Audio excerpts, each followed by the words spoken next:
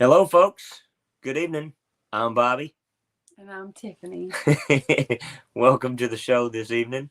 So we do have to do a little bit of catching up. Last week, we were gonna have a fun episode planned, right? Oh, it was fun. It just wasn't an episode or planned. Right, and it wasn't fun for me. It wasn't fun for any of us. It's You called said it was fun. sarcasm. Sarcasm. So last week was interesting, to say the least. So our show was put off until this week, but we're out of town, so we'll get back next week with the fun episode. So bear with us. Maybe we shouldn't say that. What? The fun episode? Yeah. Let's just don't plan ahead for that. Yeah. Because the last couple of times we planned ahead for it, we really had a struggle to get there. Let's say it's going to be a struggle episode. Struggle bus pulling up. Come on and ride with me. I bet a lot of you can relate to that in the first place. So welcome to the show. So here we are. We've got some interesting stuff to share with you. So last week, You got to start with Friday. You got to go all the way back to last Friday. Okay, start with last Friday. So what happened? Well, we woke up to snow and ice. Mm-hmm. And you got to stay home. I did. So it started out great. Fabulous. So Friday, right before Christmas, we woke up to snow and ice and had no water in our office. So nobody at could work, go not at work. At our house. Right, yeah. At work. At the forklift place. So we couldn't have office people there to help us get our days going and stuff like that. And with the roads being so bad, a lot of us were in the streets. So they said no work. So I was off paid inclement weather policy. So it started out pretty good. Yep. Oh, and we woke up to the power out. It was super cold. Was that Friday? Yes. Yes. So Friday they did the rolling blackouts, 30 minutes every 2 hours, but they only did it twice on Friday. After we started 2 roasts, we had 2 crock pots with roast going. Mm-hmm. And so with a family our size, 1 roast, 1 crock pot doesn't do the trick. So when you're trying to cook and trying to prepare a meal for multiple people, and then they keep cutting your power off, then you can't get a roast to cook right. Then you run the risk of food being at the incorrect temperature for too long, and bacteria, obviously, right? Mm-hmm. So we can't feed our people bad food. So we had to break out the generator and keep 2 crock pots going.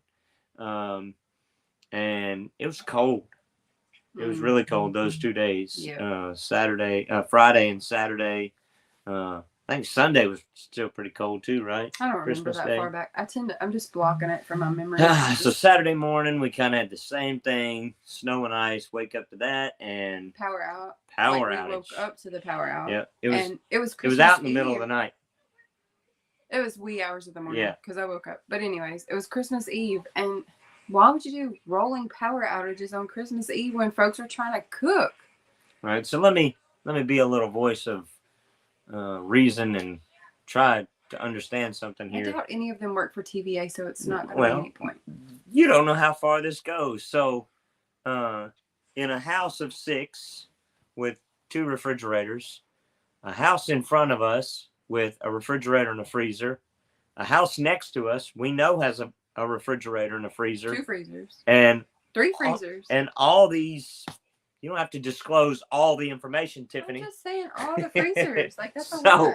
Think about this: heat, water heaters. You got multiple people trying to take showers, things like that, and then you have very cold temperatures and all these appliances. When you shut the power off for at least 30 minutes and then you kick it all back on, all the appliances kick on at the same time. All those compressors and the heating elements for the water heaters, all these things pull so much amperage all at one time. Nothing cycles. So stupidity on their part, if you want my honest opinion. But anyway, Christmas Eve. So power out. I think they cut it out 3 times before we started cooking. We had my parents' Christmas. Every year, Christmas Eve breakfast. Yeah. So actually, it was kind of lunch. Yeah, it was around 11. But anyways, beside the point. So we finally think, okay, well, it just came back on, so we have 2 hours to get breakfast cooked.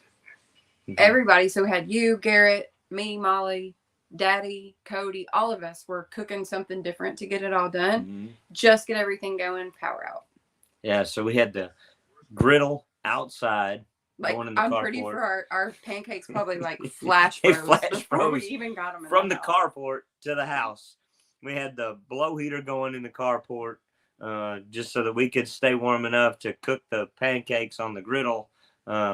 We had biscuits going in the camp stove, in the camp oven. Yeah. And we had bacon cooking on the top of the wood burning stove. Mm-hmm. So like we were like kind of stuck between the primitive and the modern era. Yeah. we were using all our resources. Right. So we had all of that. And if you don't think it can get any worse, then Christmas Day, be careful. Our Sunday church service went great. Wait, we didn't finish Christmas Eve though. Okay, your show. Go ahead. I mean, kind of. Half mine. Ahead. So Cody had a kid sick, like home running a random fever. And then Molly showed up with, all of her kids were fine when she showed up. And then all of a sudden, one of them's like, Mom, I'm freezing, and popped up a fever. Mm-hmm. So added that to the mix too. Okay. Okay, now you may move on. That's it. You may move on. Right. So church service went pretty good. We get to the communion portion of church service. And since COVID, then we don't do the normal communion. We have the individual cups. Just for those who think they don't need to touch stuff that But we have the individual cups with the juice. We have the wafer on top. Everything's sealed and individually wrapped. And everybody gets theirs. And we've been using these things since COVID. Well, apparently they have an expiration date. They do. And everybody knew it at the same time. If we could have had it on video and seen the faces, like everybody, this is the this cup is the symbol of my... First we did the wafer though. And it was just like... It just like dissolved. There was no chewing involved. It turned to air. Wasn't sticky, nothing. Just turned to air. And then the juice, this is the cup. It symbolizes my blood shed for you. Do this in remembrance of me. And everybody at the same time, it was like... It was definitely fermented. It was fermented. Really, there's nobody there. So everybody had this look of concern on their face, like, was yours the same as mine? So actually, a couple people were like, I didn't even drink mine. So then Christmas Day went like it was supposed to. It was good. And talked to family, did our whole Christmas thing. It was relaxing. Yes. We have nowhere to go on Christmas Day other than church because it was on Sunday. So we just let our kids open a gift here, They took their time. Yeah. So we started doing something different a few years ago. Instead of all this wrapping paper, all this stuff under the tree, and all this craziness, then you get up Sunday morning or Christmas morning, and then everything's just, and there's chaos, and then the kids don't really see what they got. Yeah. Until everything is laying there, and they're like, "Oh, I got this." 2 hours later, right? Yeah. So they took their time. They opened one little gift at a time, and then they're like, well, I'll wait a little bit. And so the little boys played with their stuff, and we put one thing together, and then they played with it. They had a great time, and then we're like, you guys want to open another one? Oh, sure, we got another one. And it made it go by so much better. It was less chaos, and it wasn't just a mass to clean up. It went really well, and the kids really enjoyed it this year.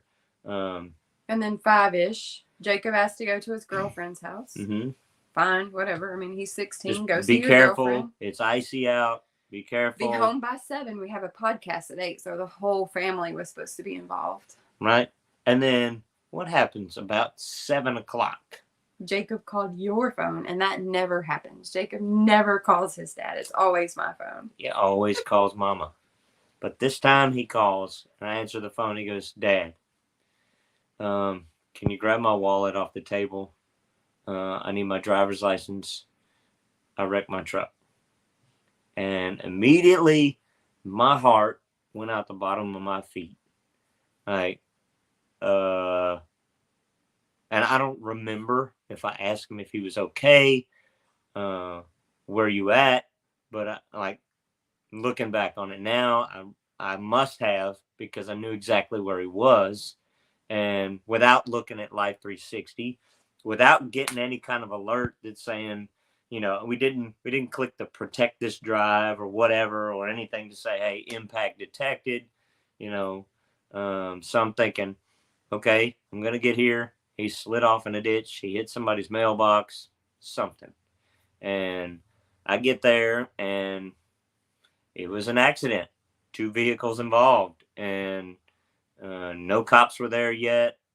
A couple people were there, and it was just like, I've been in a wreck before, and totally different experience when it's you, but when it's your child, you think like a million things at one time. You think, where is my brain right now? Like, you've seen the commercial, the frying pan and the egg. Yes, I'm dating yeah, myself now. For real. Really tell how old I am. It says, this is your brain, and he's got the egg, and he said, and this is your brain on drugs, and he cracks the egg into it, and it starts to sizzle and cook, and that's kind of where my brain was. Like, it was scrambled. And on top of it, we couldn't find the proof of insurance. Right. I'm very meticulous about that, so I don't know how. It's state law that you have to have proof of insurance. And they right? were all expired. Every one we could find. Every last one that we found was expired. And luckily that we found it right they're at the able last to minute. They're able to run the policy number while you're trying to find the correct information and see that it's still valid. But what a night. But everybody's okay. We did post that everybody was fine. Jacob's truck needs some work. It was drivable. One headlight, the whole driver's side of the front end ripped out of it. But it was drivable. It didn't tear up the tie rods and all that stuff. It might be out of alignment, I'm sure, but he was able to follow me home, and the cops followed him. They're like, look, if it's drivable, don't waste the time going to get a trailer or getting a tow truck. It's drivable. We'll follow you. Pretty sure the cops were freezing and just ready to go. Yeah, they were probably ready to get out of the cold. I'm sure it was cold. It was super cold, but so blessed that he's okay. But now you have the ramifications and the repercussions of all that. And so we just hope that everything goes through like it's supposed to. But he's good, and the truck needs repairs. So fast forward through that week. Go back to work for a couple of days after vacation. We had a good Monday and a good Tuesday. And then Thursday, I went to work early, got off. We drove south for the winter. We went to L.A. How do you get to L.A. going south from Memphis? Lower Alabama, baby. So we come down to the beach, down to my mom's house, hang out for a couple of days, and spend New Year's. And had a good day. Saturday? Yeah, yesterday. Mm-hmm. We went to Owa. We call it Owa. Everybody else, what do they call it? Owa. Like everything that announced, we're like, okay, you guys are really special. So 3 letters. How can you mess it up, right? But amusement park, indoor water park. The kids had a blast. They all had Our little boys had a great time. Judah got to ride his first roller coaster. Barely. Barely. It depended on the ride. So you got 36 inches tall. No, you said Judah. Yeah, Judah. 48. So Josh is like right at the line. So I guess it depends on whose tape measure was used or who set the little bar. Because most of the rides that were like all putting around a little slow. He was 36 inches. His hair and the top of his head barely went above the bar. But anything with a little bit of jolt and a little bit of speed, somehow his little head came right underneath it. Yeah, but Judah was the same way with the with the 42 inch or 48 inch. That's what it is, because like, he's 4 foot. And he messed up and wore Crocs. I'm like, dude, if you're gonna be tiny and short your whole life, you gotta know how to work the tricks, system. Man. Wear some boots or put something under your heels or something. But he did get to ride a couple like big kid rides, not like big real stuff. So he had a blast. Josh loved the little cars. So we had a great time.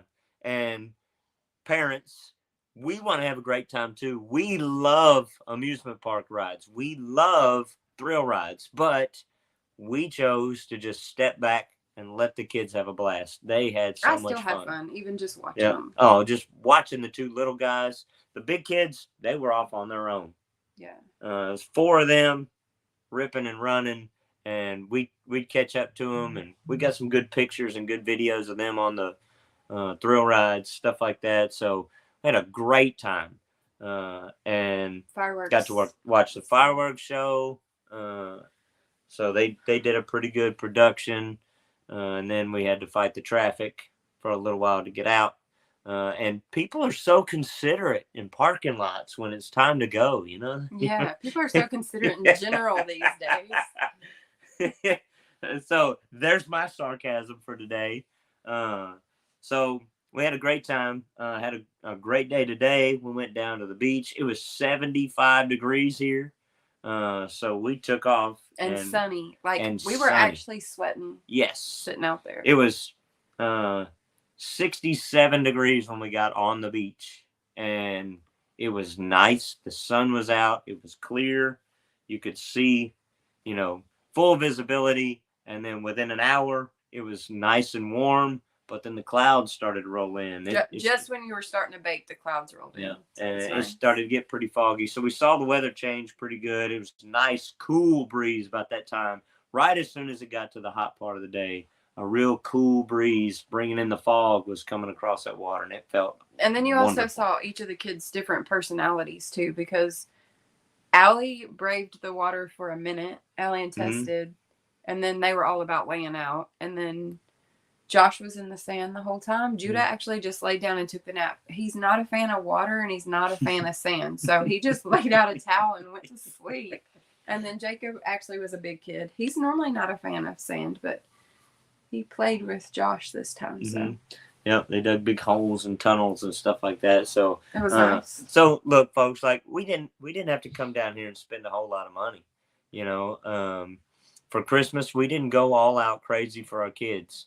We don't do this big production for Christmas because we want to make sure that they know the true meaning of Christmas, that it's always best to help somebody in need and that you don't need a lot of stuff. We celebrate their birthdays as a big deal because that's for them personally. And then it's not like they're sharing it with everybody else. And then, when it comes Christmas time, then normally we'll buy some gifts and we'll hide them. And then Christmas night, we come put some stuff out. So they're surprised Christmas morning because they see extra stuff under the tree. And, they have that excitement. So they're not ever deprived, but they had a great time. And we did not break the bank for Christmas this year, right? Yeah. Like there was a very low limit for everybody. They each got 4 gifts, and I spent the same on all of them. And so there are ways that you can teach your kids and you can celebrate the holidays without having to go into debt. Because normally, our thing is we want to help families. We want to be there to kind of show you what we do, not because we have anything that we do that's greater, but we look for ways to be frugal. We look for ways to be creative, and maybe we're not as creative as the next person, but we do it in our own way, and we don't try to break the bank. So with that being said, this is January. Spend January. January is no spend January.